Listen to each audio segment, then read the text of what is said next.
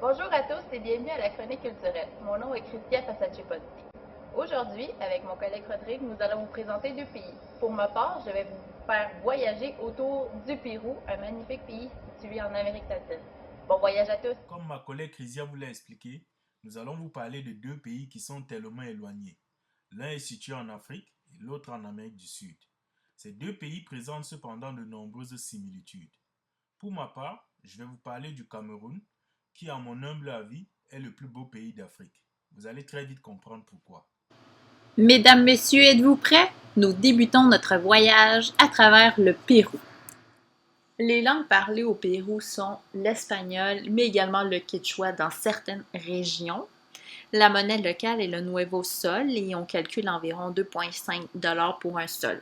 La population du Pérou est de 30,3 millions d'habitants pour une superficie d'environ 1,3 million de kilomètres carrés.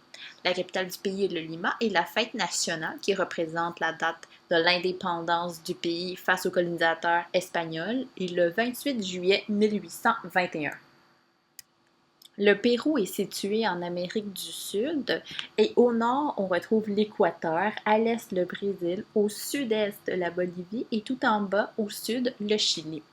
Dans ce pays, nous retrouvons encore présence d'activités volcaniques, mais plutôt dans le centre des Andes. Et également, le Pérou est composé de trois principales zones qui sont la forêt, les régions montagneuses ainsi que la côte, qui est bien sûr bordée par l'océan Pacifique, où on retrouve également la capitale.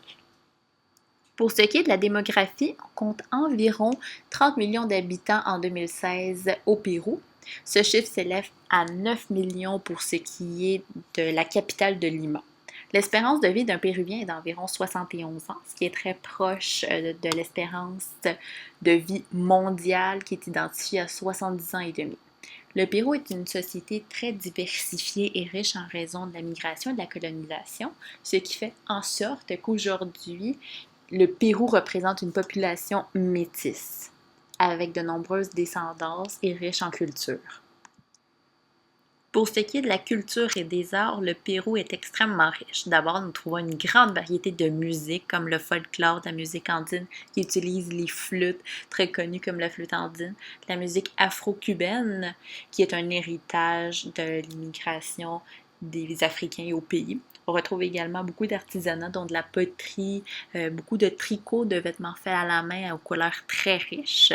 On a également une grande variété de danses typiques et traditionnelles avec lesquelles on peut s'exprimer par de beaux habits très amples et très colorés également. Allons voir tout de suite un extrait d'une danse typique afro-péruvienne.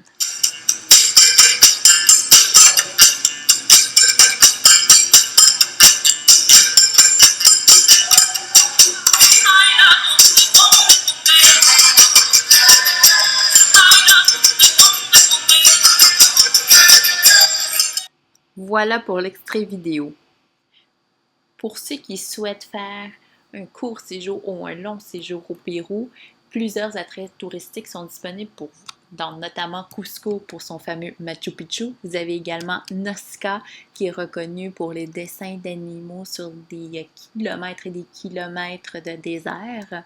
Vous avez également le fameux lac Titicaca, l'Amazonie péruvienne, bien entendu Lima et beaucoup plus de choses à découvrir au pays. La gastronomie péruvienne est parmi les plus diversifiées au monde. Elle possède plus de 500 plats typiques reconnus et utilise un grand nombre d'ingrédients variés.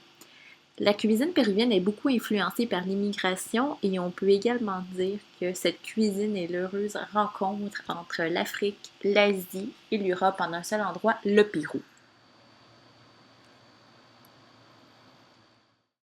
Le Cameroun, que je considère comme le plus beau pays d'Afrique, est situé en Afrique centrale. On l'appelle encore l'Afrique en miniature. Tout comme le Canada, au Cameroun, on parle deux langues, le français et l'anglais, qui sont des héritages coloniaux. En plus de la langue, nous avons aussi hérité de la monnaie, le franc CFA, qui signifie Communauté financière africaine. Cette monnaie est partagée dans tous les pays francophones, anciennes colonies françaises d'Afrique. La population est d'environ 24 millions d'habitants. La devise est paix, travail et patrie. La superficie est d'environ 475 000 km², qui se classe loin derrière les grands pays d'Afrique tels que le Nigeria. La capitale est Yaoundé. La fête nationale, le 20 mai de chaque année, qui marque la réunification des deux Camerouns, français et anglais. Revenons maintenant à l'appellation Afrique en miniature. Le Cameroun est situé en Afrique centrale et est limitrophe avec 6 autres pays, dont le Nigeria, qui est un des pays les plus peuplés d'Afrique. On l'appelle l'Afrique en miniature parce qu'il est situé au niveau de l'équateur, ce qui lui confère des caractéristiques particulières en ce qui concerne sa diversité géographique et humaine. En effet, au Cameroun, on retrouve tous les climats et végétations des différentes régions d'Afrique. Son nom lui a été donné par les explorateurs portugais qui sont arrivés au Cameroun. La carte du Cameroun a beaucoup évolué depuis 1901 jusqu'à 1962, sous l'influence des colonisateurs allemands, ensuite français et anglais, en fonction de l'issue des conflits dans le monde, tels que la Première Guerre mondiale. La diversité de la population camerounaise est tout simplement hallucinante quand on considère la relative paix dans laquelle vivent les habitants. En effet, au Cameroun, on dénombre plus de 200 ethnies différentes et plus de 242 dialectes, en plus des langues créoles. En bref, on distingue 3 grands ensembles ethniques, les Peuls, les Bamileke dont je suis originaire et les Bétis. Comme on peut le voir sur cette carte, le Cameroun dispose d'innombrables ressources naturelles, eau, bois, pétrole et gaz, qui sont repartis dans plusieurs régions. Des ressources minières telles que la bauxite, l'or, le diamant et le fer. Cette vidéo que j'ai trouvée sur YouTube présente un peu le Cameroun.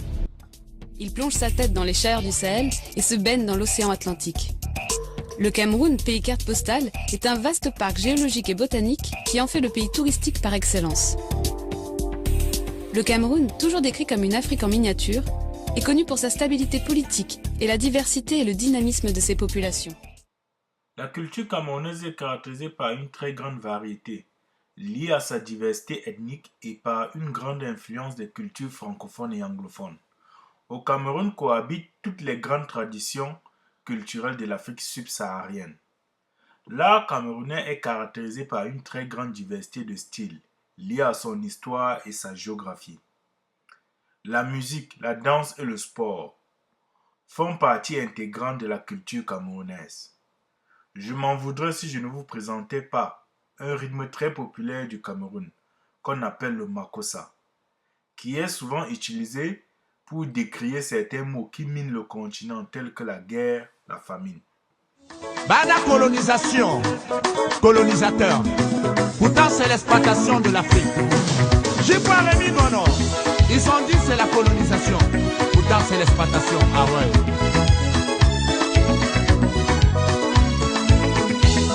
Opona baba bebaso, Afrika est à pas mon sangwe. Opona batete baso, Afrika est à pas mon yengae. Akala ba poino, ba wana ni politique.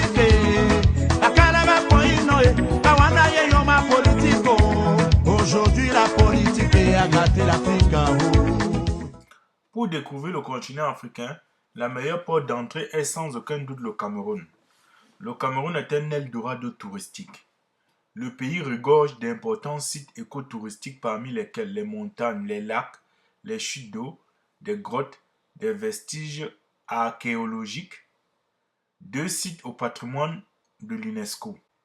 La variation de la cuisine camerounaise s'explique par la diversité de ses groupes ethniques, son histoire qui a amené des influences culinaires diverses, et par son climat contrasté, qui donne accès à des produits végétaux et animaux différents selon le climat dans ces régions. J'espère vous avoir expliqué les raisons qui font du Cameroun un pays d'Afrique centrale fascinant et attrayant. Je vous remercie pour votre attention. Pour terminer cette chronique culturelle, allons voir les similitudes entre les deux pays. D'abord, nous avons la gastronomie, donc l'usage des tubercules comme la pomme de terre, comme le manioc. Nous avons également les musiques très rythmées ainsi que les instruments, les nombreuses danses, dont la danse afro-péruvienne, ainsi que les habits traditionnels très colorés, les jupes très amples pour les femmes. Tout ça peut s'expliquer, entre autres, par l'immigration d'Africains vers le Pérou à l'époque de la traite des Noirs au début de la colonisation par les Européens. Ce qui explique là, que ces personnes-là, les Africains, sont arrivés avec leur bagage. Également, avec la rébellion de ces Africains qui se sont enfuis et répartis un peu partout à travers le Pérou pour être plus difficilement repérables, a permis l'expansion de leur culture et a ainsi donné naissance à une nouvelle culture entre l'Afrique et les Péruviens natifs qui font aujourd'hui une seule et même culture pour le Pérou. Merci pour votre écoute et on espère vraiment vous avoir donné l'envie d'aller découvrir tant le Cameroun que le Pérou. Au plaisir et à une prochaine chronique culturelle.